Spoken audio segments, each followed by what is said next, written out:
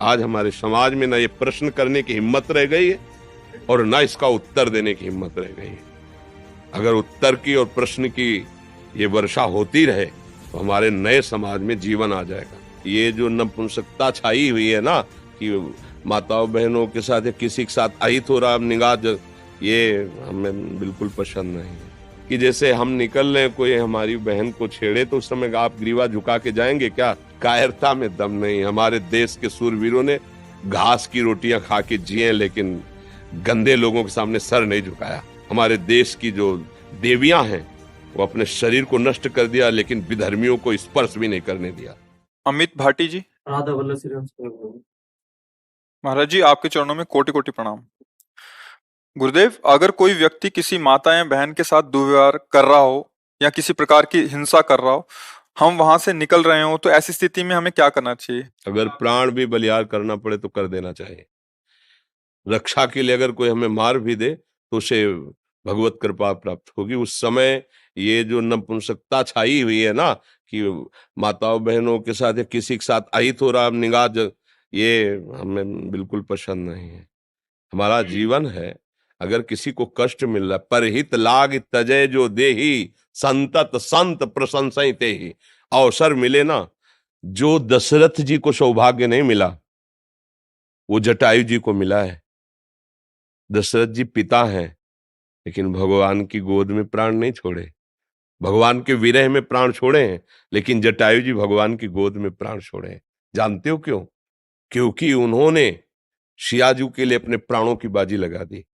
सियाजू को रावण हरण कर लिए। जानता है जटायु कि मैं रावण के सामने क्या हूं, बड़े बड़े दिक्पाल कांपते हैं, लेकिन एक पक्षी जटायु अपने पंख को प्रहार से उसको रावण को विचलित कर दिया।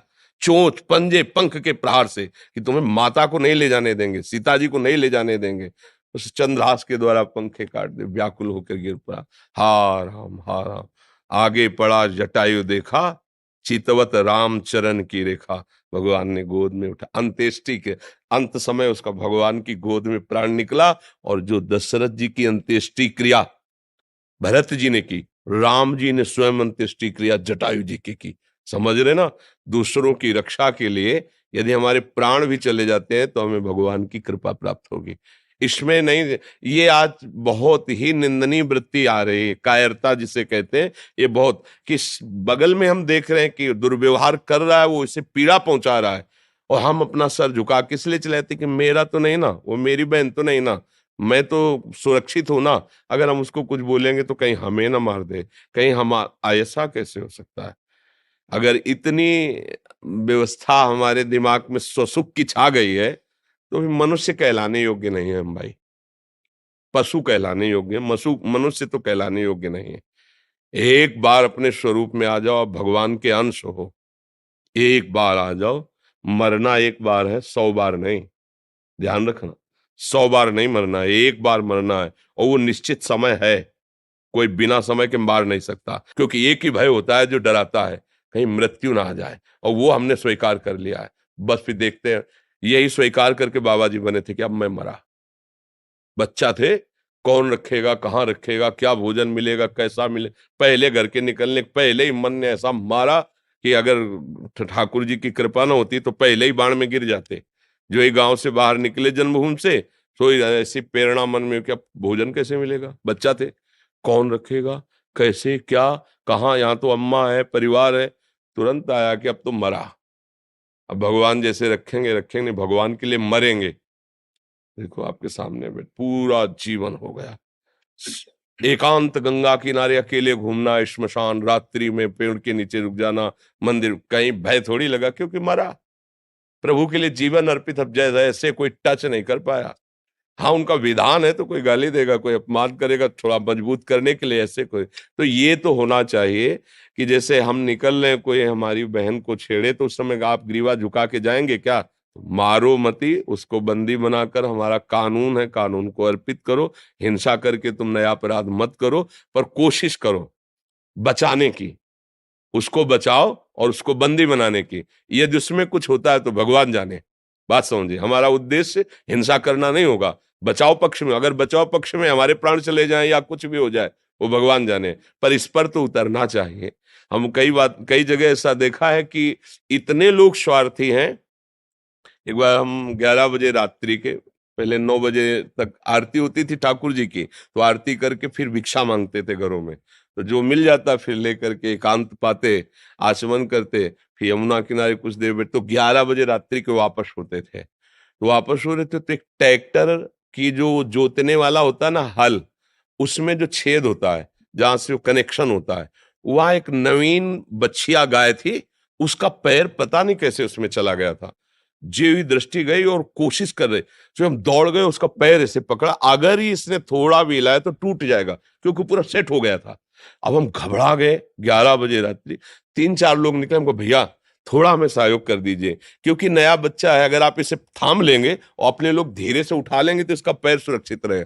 चीखते रहे, वो देखे भी नहीं, ऐसे ही पास से ही निकल गए, देखे भी नहीं। अब हम कहा अगर हम छोड़ते हैं तो क्या होगा, ये चरफराएगी और टूट जाएगा। अब क्या करें, कितनी देर बैठे रहेंगे। अच्छा, हमारे में इतना बल भी नहीं, वो पशु है और सयानी थी, पर नया बच्चा था, तो हम कहा क्या करें। तो बगल में एक बड़ा गेट लगा हुआ था, हम सोचा इसको भड़बड़ाएं, तो जे ही छोड़कर भड़बड़ाने गए से उसने ऐसा किया कि पैर बस हृदय में कि अब क्या कर सकते हैं, बस फिर उदास होके चल दिए कि अगर वो 4 लोग मुझे सहयोग दे देते तो 5 थे, 5 तो इतना कर देते कि पीछे का हिस्सा तो उठा ही सकते थे, उठा लेते, वो बच जाता, सीधे निकल जाता ना, वो बच, उसको कंट्रोल करने की जरूरत है ताकत के द्वारा कि वो हिले डुले ना। किसी ने सहयोग नहीं किया। तो ये तो मतलब आज हमारे समाज में इतनी स्वार्थ बुद्धि होती कि कोई किसी को मार रहा है, हमें क्या मतलब है, कोई किसी के साथ गंदा व्यवहार करने के, हमें क्या, क्योंकि हमारी बहन तो है नहीं। ये नहीं होना चाहिए, ऐसा व्यवहार ना तो कभी करे किसी के साथ, और जहां तक हो सके ना होने दे। तो भगवान आपके साथ है, ये भी बात समझ लो। और जब भगवान का पावर आपके साथ है तो फिर कोई परास्त नहीं कर सकता। और अगर कायरता दिखाओगे तो फिर कायरता में दम नहीं। हमारे देश के सूरवीरों ने घास की रोटियां खा के जिए, लेकिन गंदे लोगों के सामने सर नहीं झुकाया। विधर्मियों के सामने आप पढ़ो, बड़े बड़े चरित्र, महाराणा प्रताप आदि बड़े बड़े हमारे देश की जो देवियां हैं, वो अपने शरीर को नष्ट कर दिया, लेकिन विधर्मियों को स्पर्श भी नहीं करने दिया। तो हम उसी भारत देश के हैं। थोड़ी आधुनिकता आकर के गंदे विचारों को बढ़ावा दे रही, लेकिन हमारा देश धर्मगुरु है। भारत देश धर्मगुरु है। यहाँ एक से एक महापुरुष पैदा हुए हैं। जब तक अपने प्राणों का मोह रखा जाएगा तब तक धर्म पर चलना कठिन हो जाएगा। पूज्य श्री गुरु गोविंद साहब जी ने पंच प्यारों की जो तैयारी की थी वो इसी बात की थी। साइड में कोई हमें प्राण दे, जीवन दे, मैं उसे स्वतंत्रता दिलाऊंगा। लाखों की सभा में एक खड़े हुए, आओ अंदर। और ऐसा लीला की कि रक्त की धार बाहर दिखाई दिया कि और कोई, 5 खड़े हुए थे पूरी सभा में। तब कहा था 1.25 लाख से एक को लड़ाऊंगा, क्योंकि इन्होंने प्राण समर्पित कर दिए ना, अब इनको ऐसा बनाऊंगा कि इनके सामने 1.25 लाख भी नहीं टिक सकते। क्यों? प्राणों का मोह छोड़ दिया ना।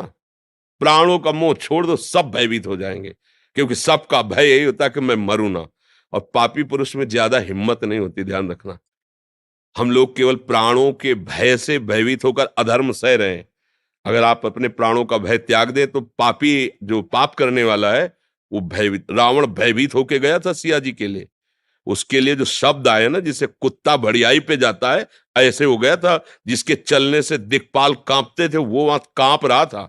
लक्ष्मण जी ने रेखा खींची थी, हिम्मत नहीं थी कि अंदर चला जाए, तो उसने चतुराई से, विद्वान भी था, चतुराई से कि भिक्षा बंदी नहीं लेंगे, बाहर आइए। तो धर्म से चलने वाले में एक पावर होता है भागवतिक, और अधर्म से चलने वाले में एक भय होता है, पर वो दिखाता भय है। वो भयभीत होकर भय दिखाता है, हम लोग भय मान जाते हैं। नहीं तो अधर्माचरण जो हो रहे हैं ना, इनमें बहुत कुछ बचाया जा सकता है। अपनी बहन मान करके अगर हम देखेंगे तो बहुत कुछ हम कर सकते हैं, लेकिन जब हम ये देखते हैं कि अपनी नहीं, तो हमारा गंदा जो भाव है वो हमारे आसपास फैलता है।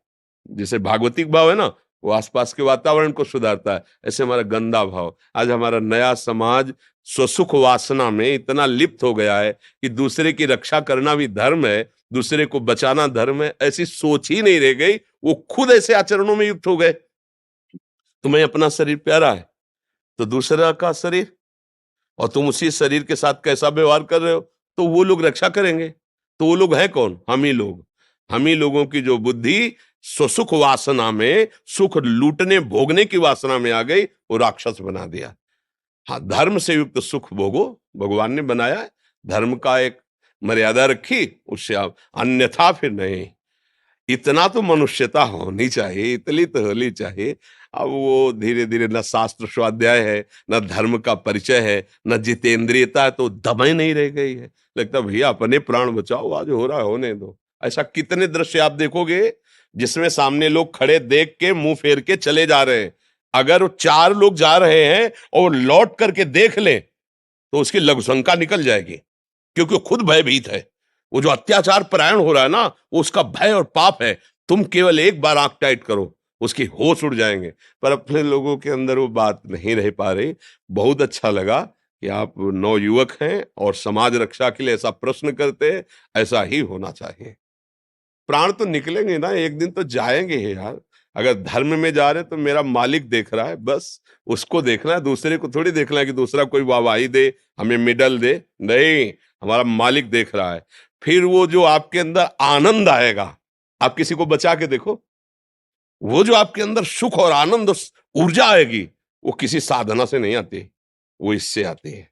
जो परहित के लिए तैयार खड़ा होता है, दूसरों के सुख का वर्धन करना और स्वयं दुख सह जाना। कई बार सत्संग में कहा कि तुम जब भोजन पाने जा रहे हो, कोई भूखा नजर आवे तो अपनी थाल का भोजन, अपने हिस्से को उसको पवा के दिखाना।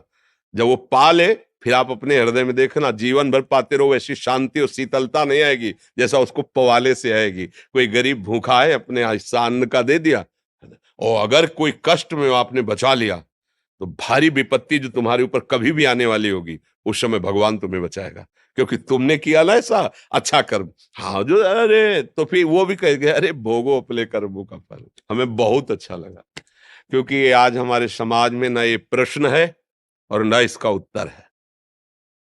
बहुत चिंतनीय विषय है। आज हमारे समाज में न ये प्रश्न करने की हिम्मत रह गई है और न इसका उत्तर देने की हिम्मत रह गई है। अगर उत्तर की और प्रश्न की ये वर्षा होती रहे तो हमारे नए समाज में जीवन आ जाएगा। हमारा नया समाज, आप हमारे देश की शान है। अगर आप लोग अपने आचरणों को गिरा देंगे, देशभक्ति की निष्ठा नहीं, समाज भक्ति की निष्ठा नहीं, धर्म भक्ति की निष्ठा नहीं, तो फिर पशुवत आचरण को तो आचरण नहीं कहते। फिर हमारी पशु में क्या भेद वृत्ति रह गई? वो जो खा पी रहा है, भोग रहा है, बस उतना ही। हमारा क्या जीवन? हमारा जीवन ऐसा कुछ होना चाहिए जो उनसे विशेष हो, विशेष जीवन हो। इसलिए हमें मुझे बहुत अच्छा लगा। आपकी भावना को प्रणाम करते हैं और सब ऐसी ही भावना से युक्त बनो। अपने जीवन में कम से कम किसी के काम आ गया जीवन ना, माता पिता भाई बंधु पड़ोसी परिवार देश।